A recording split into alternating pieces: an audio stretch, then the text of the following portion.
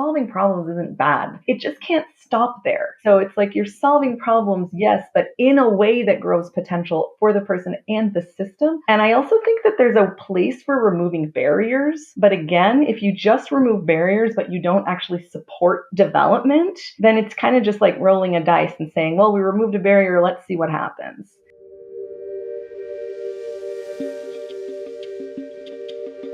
Welcome to the Level Design Podcast, a podcast for architects and engineers who want to thrive in this industry by creating more freedom, fulfillment, and financial security. Join us in uncovering how to restore value and honor to the unique people who choose to be designers and caretakers of our built world, and why it's essential to the future of our society, our industry, and our planet.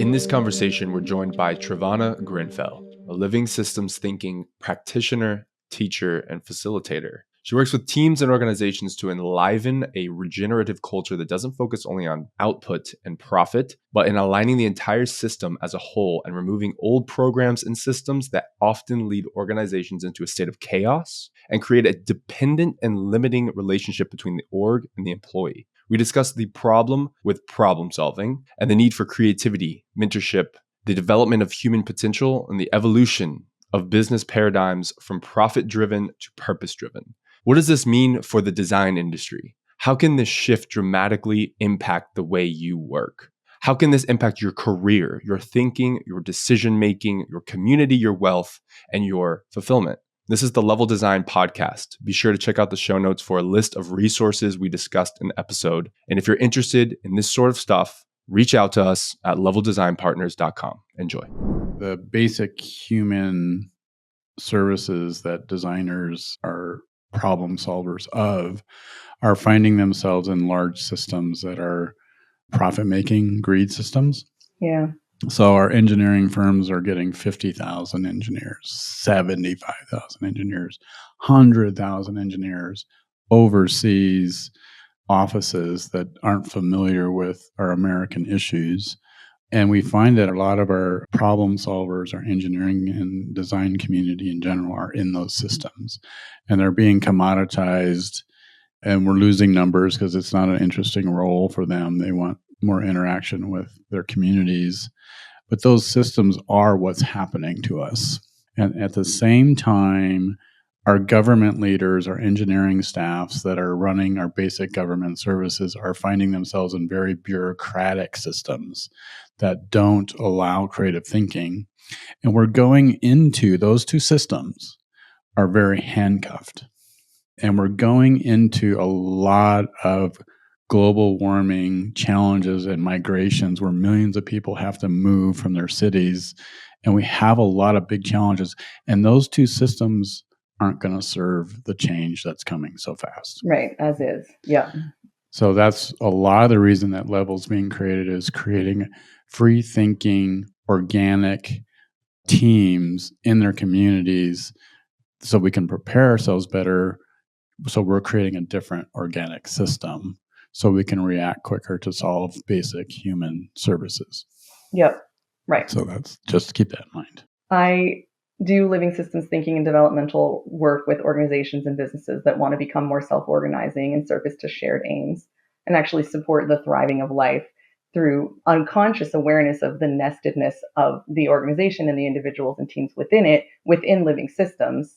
And this is not a kind of a woo-woo concept of, oh, we just believe that life is good and we should be in service to it. It's a pretty rigorous practice of developing our thinking clearly and specifically in alignment with the places and the industries that we're part of and their potential to grow and thrive, with the idea being that if our business can actually think and align around the potential of larger systems within which we are nested to thrive, then when those systems evolve, it can help us accomplish the aims of our business and help make our business non-displaceable within the systems and the lives of our customers. So basically, we need to be thinking about what value are our stakeholders seeking to add in their worlds, in their industries, in their networks, in their communities, in their systems. And with terms of engineering and, what you're all doing, there's a lot of it that's place-based and place-sourced because we're thinking about a place as a larger system within which we are operating. So what's the unique way that this place is trying to contribute and add value to the world around it and to the people's lives within it and to the people of all species. Because obviously humans cannot be separated from the rest of the world and have any hope of living, beyond the next 50 years, right? So I work with companies to help everybody in the company be able to think this way, so that whatever role you're playing, whether you're the CEO and founder and you're traditionally doing strategic thinking, or whether you're a line worker in an industry who's making decisions about how you're creating a product, you are thinking about what's the value our stakeholders, our customers, and our industries are trying to add, and how can this company, this organization contribute to that so that we can all thrive. And this is where you see really innovative, super creative ideas coming at every level of the organization. And those ideas are vetted by the people who have them and within intelligence structures in the system, in the organization, that allow them to be resourced to grow and develop their ideas in alignment with the purpose of the organization as part of a broader whole. So it's not just this random explosion of people's ideas that you're trying to wade through and vet through. People are really aligning around something and thinking together and thinking well. And that's what level engineering has been trying to do for the engineering industry, by working with engineers to be actually thinking in nested living systems thinking ways within their local communities where they are designing, and having information be coming in and flowing out in ways that continually regenerate and inform how the designs are being made and implemented, evaluated, and then improved. And I think that, y'all have made a ton of progress, and I do see there being potential for more within your company and within the industry, because engineers historically have always been nested in living systems. And if you look back at human history, the design and building and maintenance and redesign of structure is totally part of an ecosystem and a community and the lives and the livelihoods of all those who are involved, including the watershed, the weather, the climate and everything. And so we're dealing with massive changes now and huge challenges in terms of, like you're talking about, migration and the climate collapse. And engineers, I think we just need to regenerate our capacity to think in living systems terms and be in an alive relationship with the world and with networks and communities, instead of, like you're talking about, genericizing, commodifying, and centralizing thinking outside of the systems that it's actually, nested within, and then wondering why it's not working well. Right. Yeah. The larger the entities, the slower they are to change, right?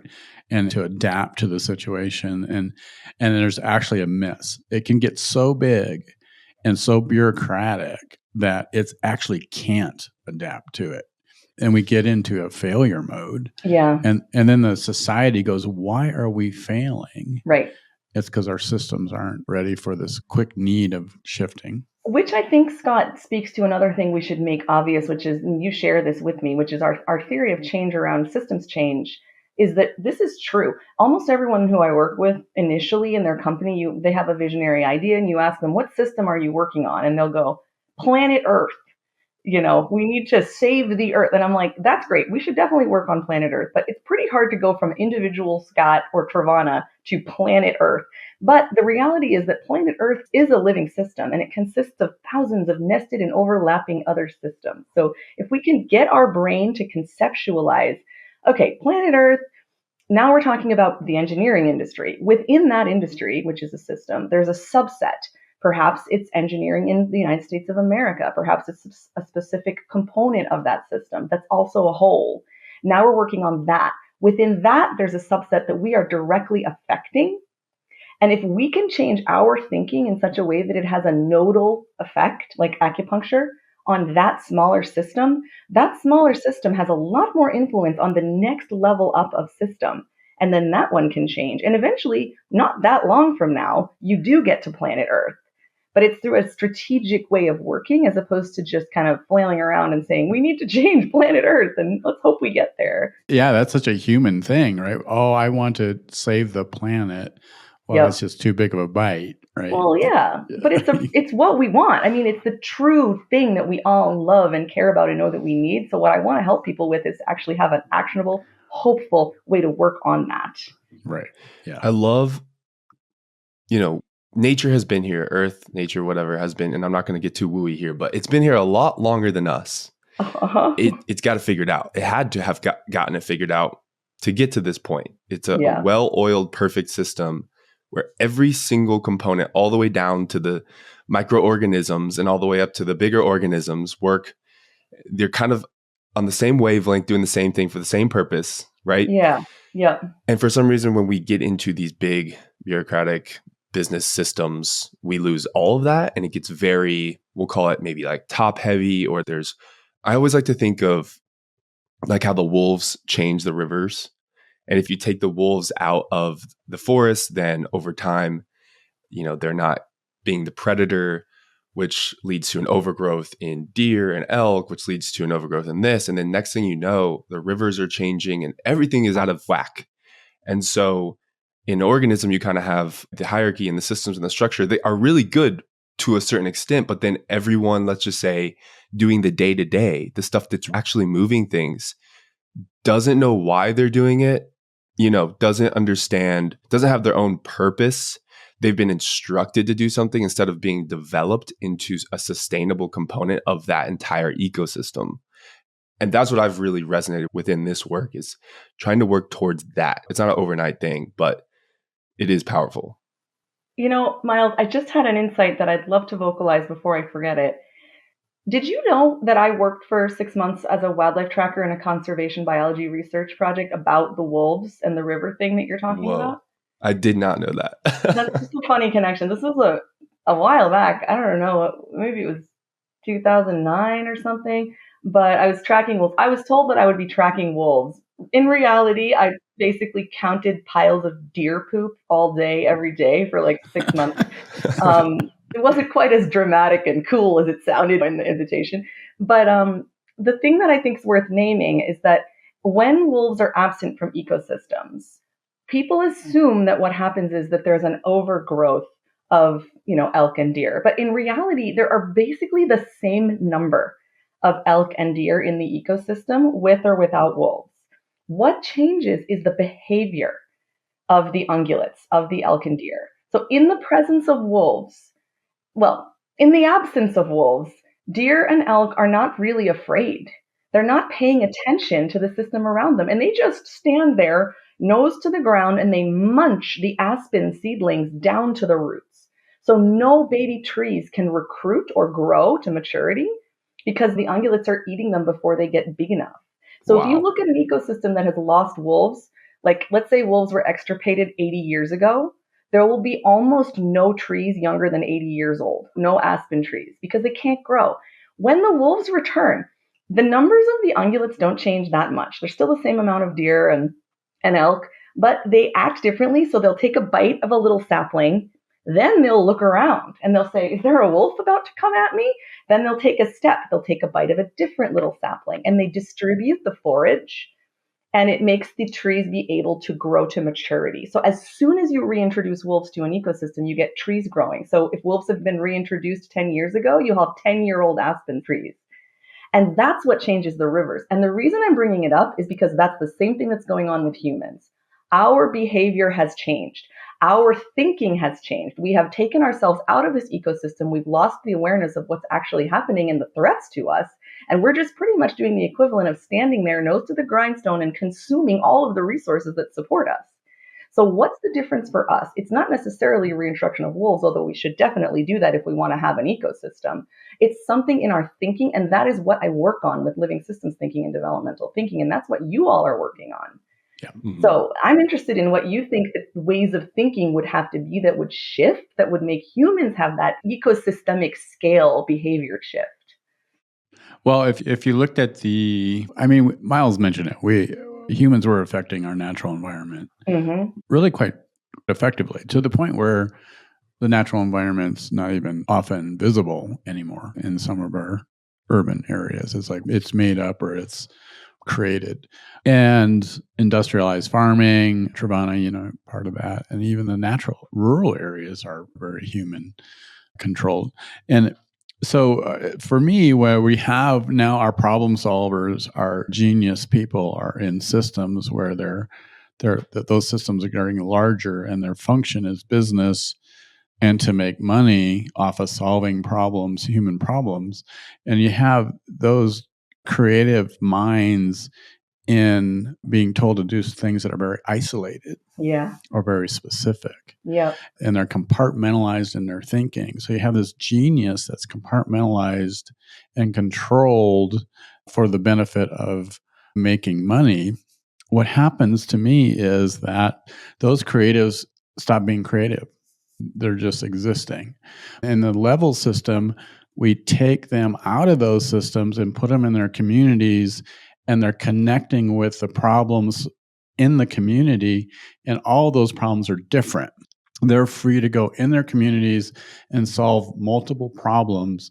And now their mind is, everything's different. Every situation's different. Every problem solving is different. They're in their communities as creative, solving different problems every day. And they're really, really getting robust in their creativity and their issues they're solving, and they get much more balanced. Now they're actually influencing their community. Yep. Because they're gaining knowledge. Now they're actually going, hey, I see this trend of, I think the south side of town's falling in the ocean. Right. And let's do things differently, or let's prepare for that. Well, in a bigger system, when all those creatives are compartmentalized, that never gets said. It makes me, I'm starting to think about how we might work with your engineers to help them develop their thinking.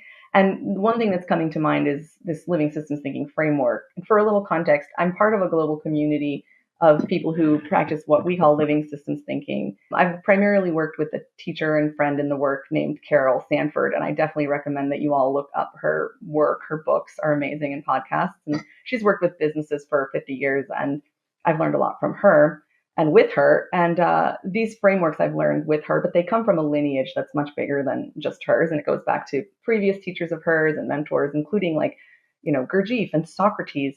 And she's also has Native American ancestry from the Mohawk lineage and was raised by her Mohawk grandparents. And so she's really interwoven some Indigenous thinking from Turtle Island with this European, esoteric traditions, and then brought that to the business world, which is such a gift.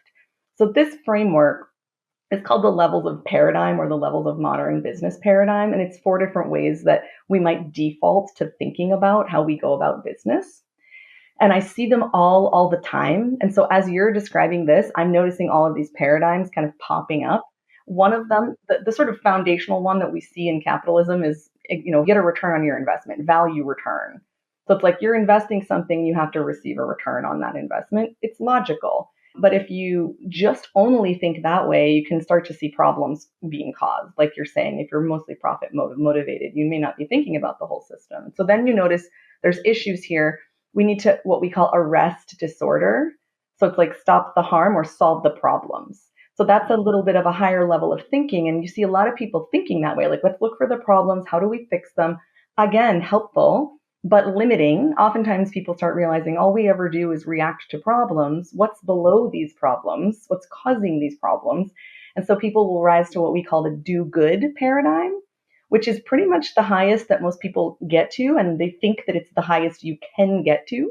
And this is the idea that we have a solution and we're going to do something good and change the system so that the problem stops happening. But that's very limited by our own ability to have the cognition to have that good idea.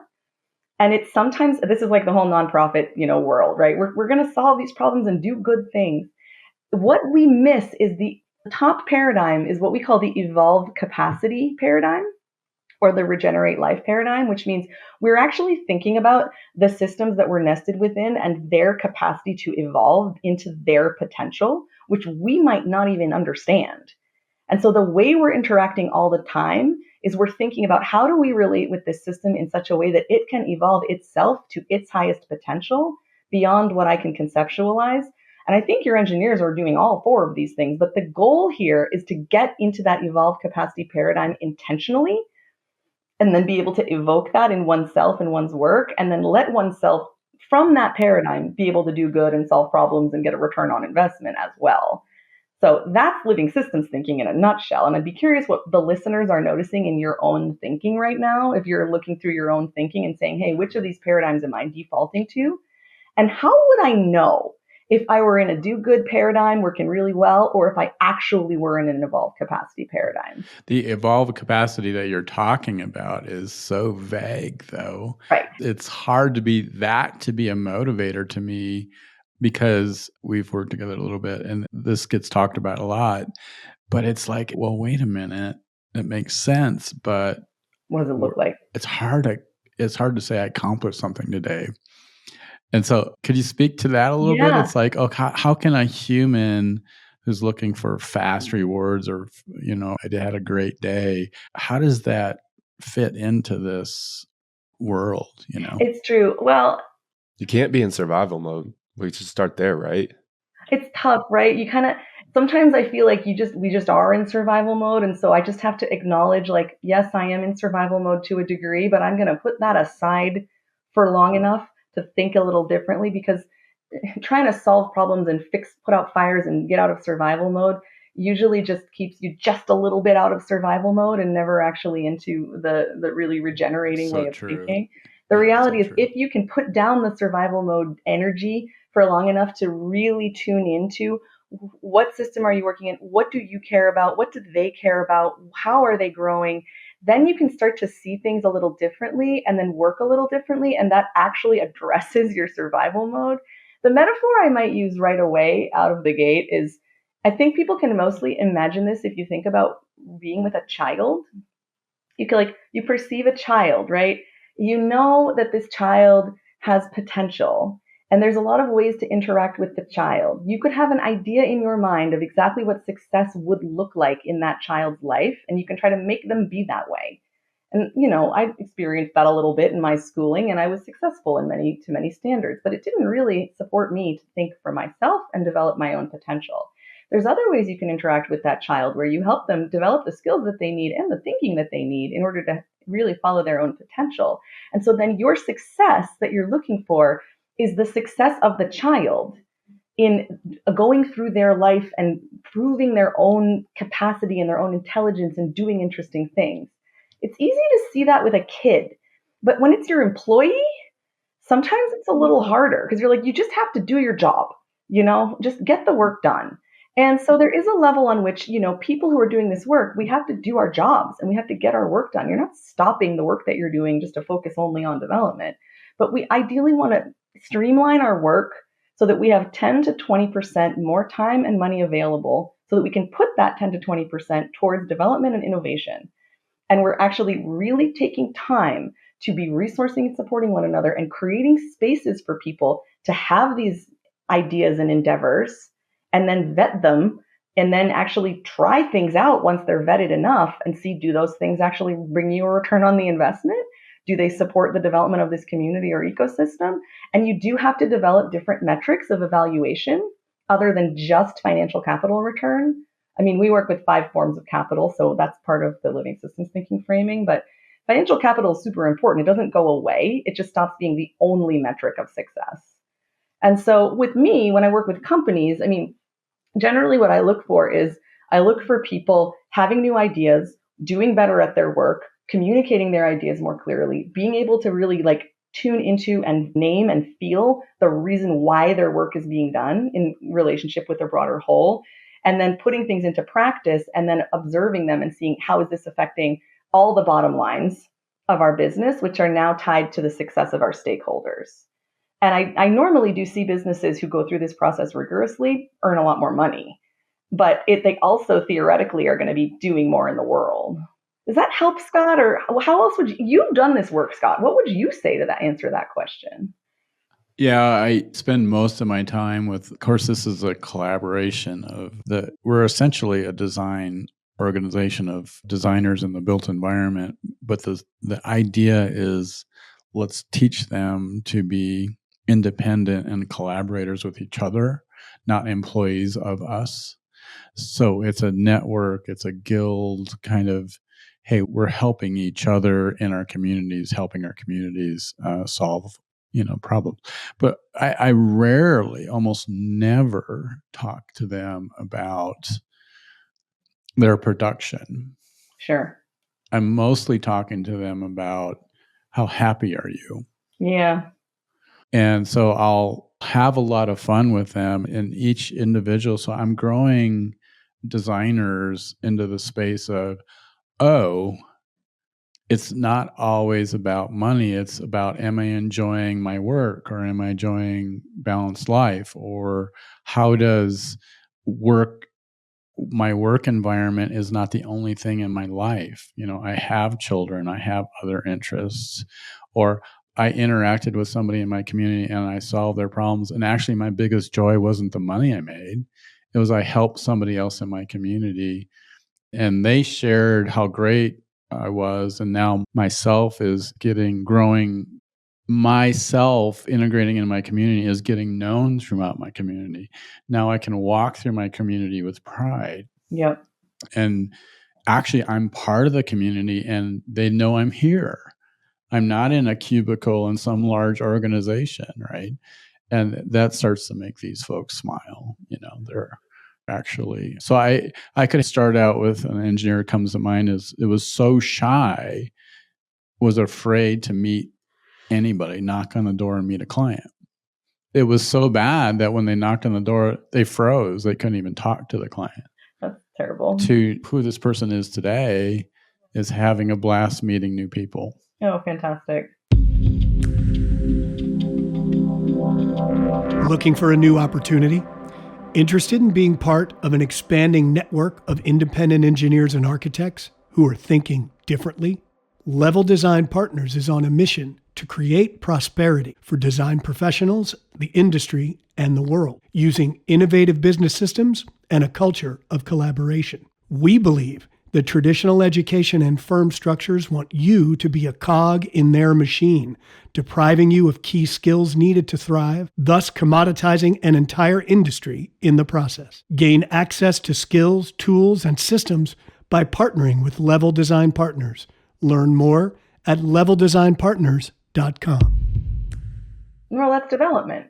That's development, yeah. And I think that what it makes me wonder is, to question our ideas about what actually makes people happy, because we may be operating on some assumptions about what makes people happy, like financial security or, whatever. And those things are important. But in my experience, humans we are wired mentally and spiritually and physically to be part of things. Mm-hmm. And we're all part of what we in our work call value adding processes. We want to be adding our unique value to the thing that we care about. And we want that thing to be able to add its unique value back to the theory of change of nested holes. So what makes people happy is to actually be in the systems and be seeing them develop and seeing them evolve and seeing oneself evolve. So for me, at the end of a long day, if I feel like I worked hard and it made a difference, and I grew and my clients grew and their companies grew and their stakeholders grew, and I can see changes in the food system or in the financial system, then I'm happy. And that's, I think, a difference in the living systems thinking work that I do compared to a lot of other organizational development work, is that we put a lot of focus on getting really explicit about what it is that we're working within and that we care about and its potential. And then how do we work on that? Because we think that that actually generates abundance in many ways, including happiness. Do you experience that, Miles?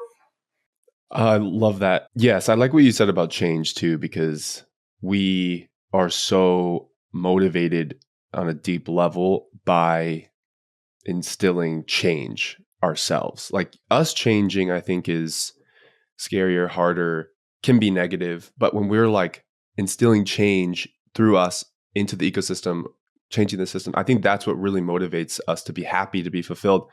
And I also, you got me thinking kind of about, like, you talk about energy a lot, just everything is energy. And I think that when you're aligned, like, okay, let's go back to money for a second, because that's ultimately what a lot of people who maybe aren't experienced with this type of work and kind of haven't been there yet, it's like, okay, I just need to make more money.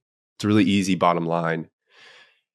And money is just a side effect from what I've seen in the world. It's just a side effect of, solving a valuable problem. And in order to do that really well over and over again, you have to be aligned with, I enjoy this to an extent. I understand the whole. I'm, supported by others. Like, there's got to be all this alignment. And, burnout is something that's been thrown out a lot there. And I think burnout, it's not, I'm just really busy, my schedule is full. It's actually misalignment in energy. You don't see a path forward for yourself to grow and develop, and you're kind of losing interest, or you're overwhelmed and bored, whatever. I don't think I answered your question at all, but I danced around some things there potentially. I feel like you guys talk a lot about solving problems, and I always want to interject and be like, where are we going to get to the actively thinking about uplifting potential? Where does that shift happen? Yeah. I think the problem solving thing, because you're right, that's definitely a language that's rooted pretty deeply because it feels tangible and easy. I do go to solving like a literal home problem a lot of times. But yeah, I'd be curious to explore that more. Yeah. If I talk nested whole Trevanna with the engineers or the architects, and it kind of goes right over their head.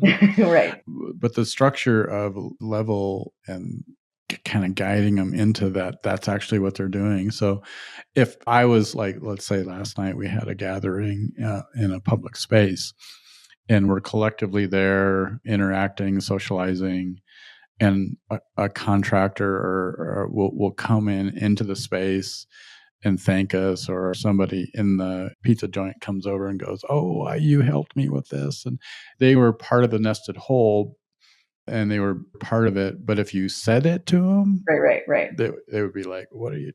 I don't. Right, and this is weird." Like, you got to be able to code switch a little bit, and just people, when they first get involved in this living systems thinking work, they often get really excited about the language and the frameworks, and they're trying to like use all these words, and people are like, what are you talking about? But when you actually understand the concepts, it's just in you. And you might end up asking a question like, well, how are we going to solve this problem in a way that actually intentionally supports people to reach a higher level of potential, not just by removing an obstacle, but by cultivating our thinking. Mm-hmm. And you might ask that guy, like, so what did that make possible for you? What are you doing now that you couldn't do before? And just start to seed the thinking, because it's in us.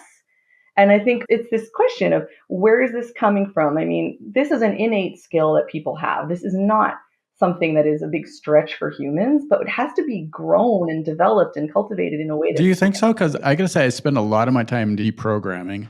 I think a lot of our developmental systems or educational systems, especially in design community, it's like, do this problem and do this well, or I'm going to give you a bad grade. It's like there's all these developmental processes through our children, middle school, high school, college, especially for the design community, that particular STEM mind. It's like, just solve the problem.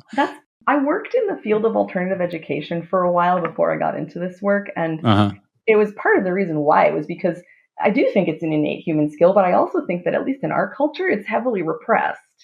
And we basically, from a very, very young age, are trained out of this skill. Yes, I'm deprogramming all the time. I'm always deprogramming. Which I think is why people like working with me or people in my field, because we're like asking a question and saying, you can think about this. And then they think about it and they go, oh my gosh, you're right. But it's helpful to be part of a community. Because if you're in a community of people who are really committed to this regenerative and developmental thinking, then you're actually both supported and held accountable. Whereas if you're kind of off on your own, and I read a nice book or I listened to this podcast and I'm trying to do that, we're sort of swamped in a sea of very different kinds of thinking. And so I'm part of the change agent development community personally. I work with Regenerative, which works with a lot of like built environment type stuff. And I work with reNourish Studio, which works primarily with leaders in the food business. So I'm just surrounded all the time by people who are trying to develop ourselves in this thinking. And it certainly makes it easier. And one more thing I'll say is that some of my clients are actively working on turning their company into that community, so that the company itself is an environment that's always supporting our thinking and providing this counterpoint to the, crushing cultural messaging that we don't really have a good brain, basically, and should just follow orders. And that's what I think Level is really aspiring to do with your own company and with your engineers. And I think ultimately in the field of engineering, like, what would it be like if becoming an engineer meant you were steeped in this kind of thinking and then applying it? That's the world I want to get to. Exactly. That's what we're up to. Yep. Yeah. Exactly. Yeah. So any particular person, no matter who they are, is as important as anybody else in contributing to the rest of everybody. And we don't even know how that impacts the places we are and the people we meet and what happens next. We may not even know what that is, but it does happen. And it's, we're planting seeds with this thinking through our network, and it's growing, just naturally growing throughout the country. And it's super scary sometimes because it's like out of control. I can meet somebody in another state and they go, "Oh, I've heard of you guys." I'm like, "Oh, how the heck did you hear about it?" Yeah. Well, I have a question for you, Scott, and for you, Miles, in that case, because I see what you're doing. I see how much you've taken on and your potential. And I've obviously wanted to support you and want to keep supporting you in that. My curiosity is, as you are holding in mind the potential of your engineers, of their communities, and of the engineering industry, and looking at what capabilities do you feel like we need to be cultivating and supporting to be developed, what are you currently seeing as your developmental edge? What capability are you working on developing in yourself, and how? And ideally, don't say something you've said before. Like, really think about that. Always asking the hard questions. I love it. You love it. Thanks, Trevanna. I do find myself at a fork in the road as CEO of this. Is we're getting to the point where, I can't play lead engineer architect and review every project. It's time to get other seasoned designers coaching and mentoring the work. Mm-hmm. And I need to start focusing on more of this thinking and actually playing that or creating that excitement around what we're doing so that we're not doing it behind curtains. So it's time for us to pull the curtains back on this new thinking and the new way of working for designers. We're basically creating a new way of working that has evolved from need because we're having certain failures. 60% of our graduating engineers are quitting the industry in America. They don't like these systems that are available to them. And so we created a new way of working. And it's time to pull the curtains back, and it's time for me to get out of the trenches of the actual work and get into helping pull the curtains back. So I've got a big challenge because I'm an engineer. I'm a problem solver. I mean, that's my comfortable space. But to get into start thinking like you and actually celebrating and our new way of working and kind of being that person is really a big, I need to grow that way. That's not a natural thing for me, right? Is that where your question came from when you said, "Are you sure that's an innate talent that people have?" You're like, do I have that talent? Like, I think so. I don't know about that. But it's pretty meta, Scott, because really what I hear you saying is that engineers need to become developmental thinkers and living systems thinkers and really perceive themselves in this nested way and looking for potential. And in order to get there in the industry, you need to develop that capacity in yourself so that as you're working with your team and your engineers, it's spreading. Yeah, I see you doing it. I'm super supportive, and I'm glad that you're taking this on at this stage of your career, because I think that's really appropriate for you and for everybody. And Miles, you're at a different stage of your career, so I'm curious how you would answer that question about your capability that you're wanting to grow. Yeah, it's hard to not answer with the previous answer, but I like that challenge. It's really pushing my thinking. And I don't know, what comes to mind is just people. So, I'm not an engineer or architect. I do marketing. I've been in the industry for a long time, so I feel like I have a good grasp. But at the end of the day, I'm not and have never worked on a project as an engineer or architect. I've never gone to a house as the engineer. I've been on ride-alongs, and that has opened up my eyes to the intricacies of how it works and how they think and the questions they ask and the interactions they have and the impact they have. And I think I want to develop that piece more, like kind of getting into, I think really just taking this work, embodying it, and then using it and understanding what an engineer or architect in our collaboration wants to develop into and what kind of work they want to do and what is the dialogue happening in their head, what's their dream really, because we want to attract those people. That's part of my role. And I want to move away from solving the problem of fill in the blank. I think that just kind of gets you on that cycle. And I think you're helping me kind of wake up to that a little more. That's perfect. I mean, I might call that external considering capacity. It's part of a living systems thinking framework in Carol's book, No More Feedback, if you want to read about it. But we talk about the scope of considering. And a lot of people default to kind of an internal scope of considering, how am I? How is this affecting me? What do I think? And you're talking about developing the ability to put yourself in another person or system's shoes and perceive what are they working towards? What's important to them? And how are they trying to develop so that you can then act in a way that uplifts and supports that? And that's a specific capability to grow. And the fact that you're aware of it means you're probably already growing it. And there are ways to support that in yourself. So I'd love to check in like 3 months and see how it's going. Yeah, I would love that. Yeah. Yeah. Maybe you can give a little short insight, Trevanna, on the barriers of entrepreneurism, the type of person that fits best with that. So, or just the American barriers to entrepreneurism is getting bigger. And it almost feels like it's this purposeful system to prevent us from being unique and going after the American dream.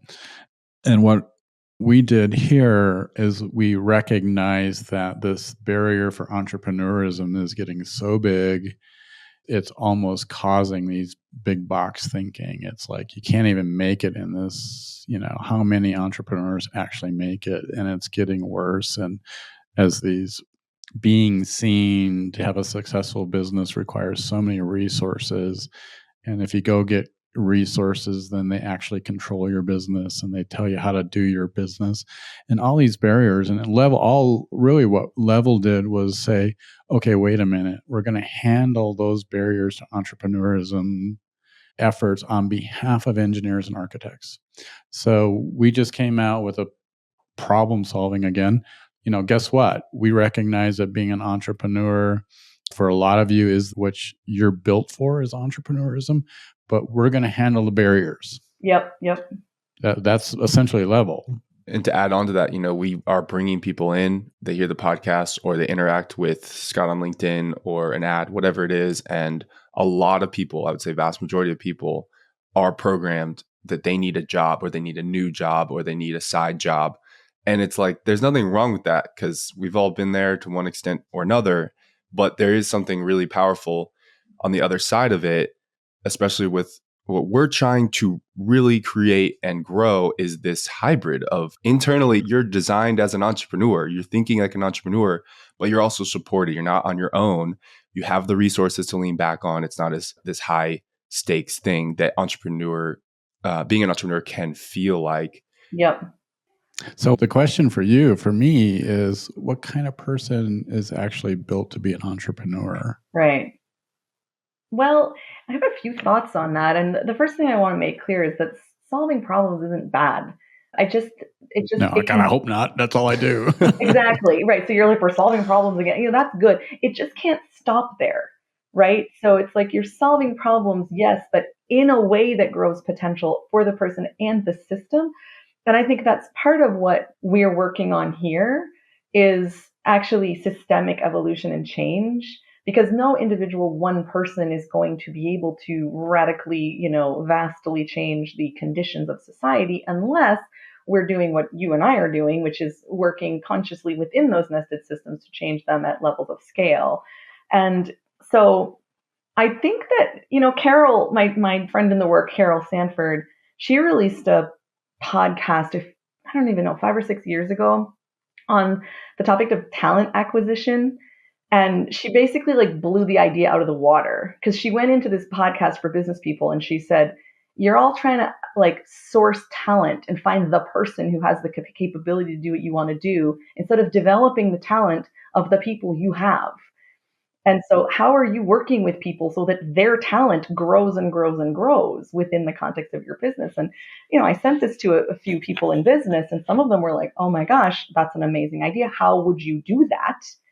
And then other ones said, oh, this isn't what I need. I just want to find the right people. And so I do think that there's a way that we sometimes forget that people are evolutionary and we're always able to develop and evolve. And there is a certain threshold of will So part of what I think makes someone a successful entrepreneur is that we are willing to self-reflect, to self-observe, and to actually bring ourselves to a higher and higher level of change by not getting fixed and attached to our sense of who we are. And that's got to be true for our businesses as well. So people I know who've started businesses who I work with who don't let their businesses evolve, their businesses eventually will atrophy, or they'll start to strangle their industry, which is what we're seeing in some of these monolithic global companies right now, which are kind of strangling the development of the industry. So I think that what we're working on is still the same thing. And I also think that there's a place for removing barriers. But again, if you just remove barriers, but you don't actually support development, then it's kind of just like rolling a dice and saying, well, we removed a barrier, let's see what happens. So that's why you're trying as Level to not just make it easier to start a business, but also to actually support the people who are in that role to grow themselves. I mean, I'm working also right now on a project to try to make living systems thinking and developmental work more accessible, because right now, to work with someone like me for a company, it takes a pretty big investment of time and money. And to join a community of this type, I mean, it's not necessarily a high barrier of entry for some people, a few $1,000s, but for some people that's totally limiting because they have access to all the other forms of capital, but not financial capital. And so we're working on this idea of like, who wants to move money around in support of development at systems levels? And so we can bring funders together with recipients of this funding to actually do this developmental work in different social systems and global systems, and ideally work on the development of the thinking of the people doing the funding and moving the money around, as well as the thinking of the people receiving the funding and in sort of implementing this into their work. And it's also why I stopped only working on the fringes of systems, because I used to be kind of like, we got to work with the rebels and the little entrepreneurs, people trying to change everything. And finally, I decided, you know what? People who are running huge businesses and corporations and in the belly of the beast of the systems absolutely need this work. And if we can develop at that level, it actually supports everybody. So I think we need everybody. And you need to play your role as successfully as you can. I need to play my role as successfully as I can. And we need to track the system over time and see where we can keep making changes. Sometimes it's a long journey, right? It's not. Well, and when I work with companies, we always say, ideally within 6 months, your thinking should have shifted and you won't be able to go back to your old thinking. But it takes 3 to 8, usually around 5 years to actually redesign and restructure your company so that this is ingrained and baked into the whole company. So in some ways, that's a long time, but in some ways, it's a very short time. But that's at a company level. And then if you talk about industry level and systems level, I don't even really know. We might be talking rapid changes. We've seen rapid changes because of nodal shifts. Like a recent example I was just talking about with somebody was the change in the role of marijuana through the perception of this plant as a bad drug to the perception of it as medicine. And that has completely revolutionized an industry and, legality and, all sorts of things. We saw this with, I can give you a lot of examples, but sometimes things do rapidly change. And I think that could happen in engineering too. And so I'm wondering, what's the shift in thinking that you all are helping to support come alive that will actually revolutionize this industry? Well, yeah, it's that curtain. Not everybody's seeing us, so it's time. Right. Yeah. I like the talent acquisition example you gave, as well as the marijuana. That's really powerful and true. We've all watched that happen kind of slowly before us. So, yeah, we talk about mentorship almost every other episode. It seems like it's like a huge part of our ethos. And we're working to develop it, to fine tune, to make it something that, like you said, yeah, removing barriers is one thing, inviting someone in, but the next thing is developing them instead of giving them an instruction list of what to do so that they go out there for a little bit and then get burnt out or something. So Right. And what does it mean to develop someone without just making them into the idea you have of who they should be? Like that's that's a fine process. Yeah. That's the problem. Exactly. Yeah. That's why your comment, Scott, and your comment, Miles, about how you want to develop yourselves were so on the nose. Because you need to externally consider, put yourself in their shoes and actually understand the world through how they're nested. And Scott, you need to actually be able to play a different role. Yeah. Not so much as a teacher, but as a resource in the way that I'm resourcing, where we're actually supporting people to get back to their best thinking instead of just transferring yours over, which, yeah. Final thoughts, even us in leadership of level tend to get tired sometimes of this, and we want to sometimes revert to traditional thinking. But there's this fundamental, just closing comments on this, there's this fundamental belief that we have that regenerative organizations are a lot stronger in the end, and there's a lot more permanency in their structures. So as the world changes or needs change, these organizational structures are still strong, even in the face of change of market or situations. So a little bit on that versus traditional structures where there's one group of thinking and they pass that down, and it's very mono thinking in an environment. They tend to go away or they become weak, and they're slow to change. And, so thoughts on that. I have a lot of folks in this traditional engineering business space that go, that's crazy stuff. That thinking of collaboration of independent, free thinking designers throughout the country and world, they somehow see that as a weakness. And I see it as a strength. And I think you remember the story I told about one of my clients who was a director in a company, and she was telling me, I had such a successful meeting. I just dropped the reins and everybody had these great ideas and it was so wonderful. And I said, so what was guiding you all? And she said, I don't know. I just dropped the reins. And I started laughing and I was like, well, something was obviously guiding all of you, or you wouldn't have been able to think so well together. And so that's part of the core of the work, is becoming conscious of what direction we're following, what source of direction. Because if we're all following a source of direction that brings forth our best thinking, which is usually always tied with the success and thriving and potential of a larger system that we're all part of, that we're all considering, it's like the North Star. So we can be taking different pathways, but we're going to get somewhere that's a shared goal. And that's why a lot of the work I do with organizations up front is like bringing to light this shared direction.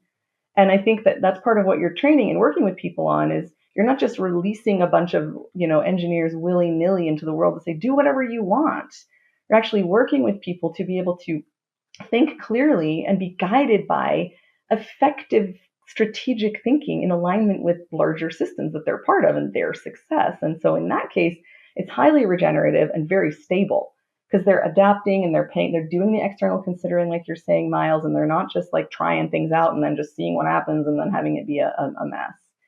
And there also are really specific concrete skills that people need to develop, which need to be taught. And so it's not an either or. It's not no traditional education, no traditional business, no traditional thinking, only this kind of other thing. It's just that it's woven together. So you need to learn how to build a building so it doesn't fall down. And then you need to learn how to think about what you're doing with your design and your sourcing and your execution so that it actually plays a role in the community that supports long-term potential for that whole place to thrive. Love it. Trevanna, thank you so much for coming on. You've got me buzzing right now. I have so many thoughts. So as always, really appreciate it. I love talking with you guys, and I'm so excited about what you're doing. And I'm so grateful to live in a world where there are people like you who are thinking the way you're thinking and having this large scale effect. And I hope we can link in the show notes some of the things we've referenced so people can follow a little deeper if they're curious about these different things. And yeah, I'd be happy to talk to you guys again anytime. So just keep it going and keep me posted. Wonderful. Awesome. Thanks, Trevanna. Yeah, thank you.